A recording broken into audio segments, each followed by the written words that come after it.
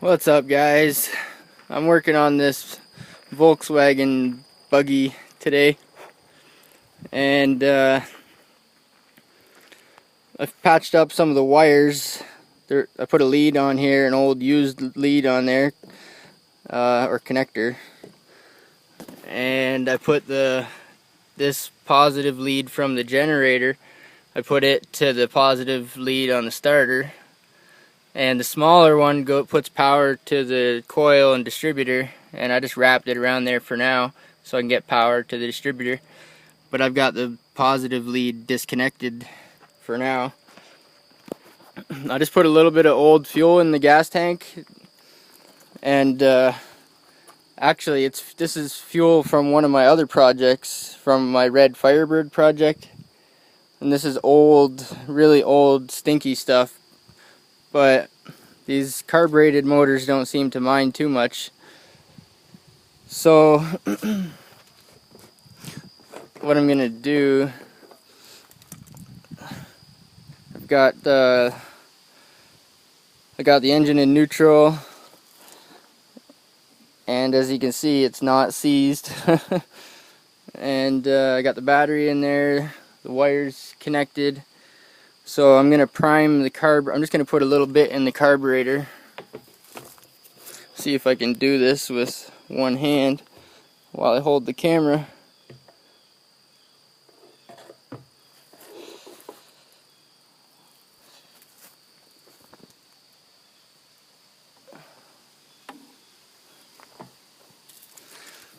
Well, it's gonna be tricky to prime the carburetor. Oh, another thing I did was I put a fuel filter on the fuel that comes from the tank there. I put a filter on there because the tank was kind of dirty inside.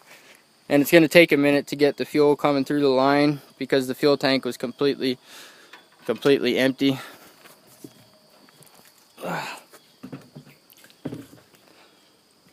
There's a little bit of oil in the breather there, which is kind of concerning.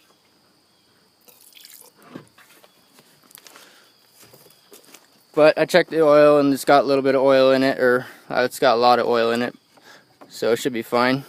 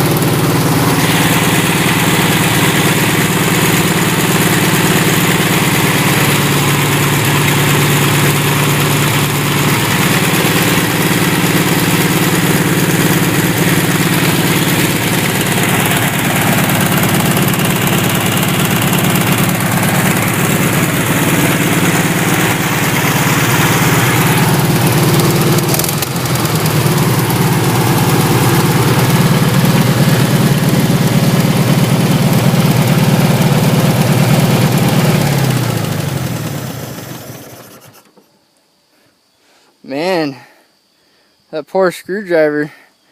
I used it as like a key.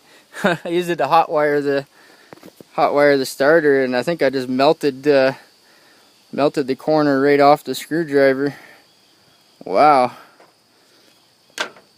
Man, it's got 6 volt.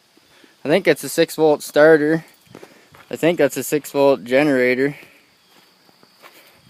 I've got the 12 volt parts here. I stuck the starter in there to keep it out of the weather, and this generator turns really easy. Well, turns nice and free. And since these are air-cooled motors, they have no radiator, so they have to have this big fan shroud on here.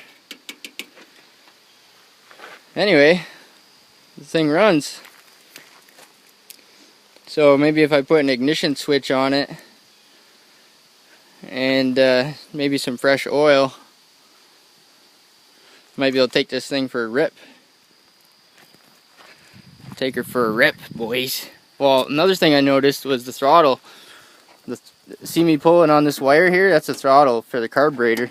So when I pull on it, she opens up the throttle there on the other end. But I noticed that that is disconnected. I think it's supposed to be connected to this little one here. So I think that probably goes to the gas pedal. So if I'm going to drive it, if I take it for a rip, I'll have to figure that out. This one here is the clutch. It seems to be okay. Yeah. So this is the oil filler, and there's a breather tube. That's the dipstick right there. There's a breather tube from the crankcase, and it's shared here. And it's, for some reason, there's another one that goes up to the breather. Well, so I guess that's a crankcase ventilation. I don't know. But what I would do is maybe put a cap on that, maybe cap it off so the oil stays down below. It might have a lot of blow-by. If it's an older engine, it might have a lot of blow-by, which means the piston rings might be worn a bit.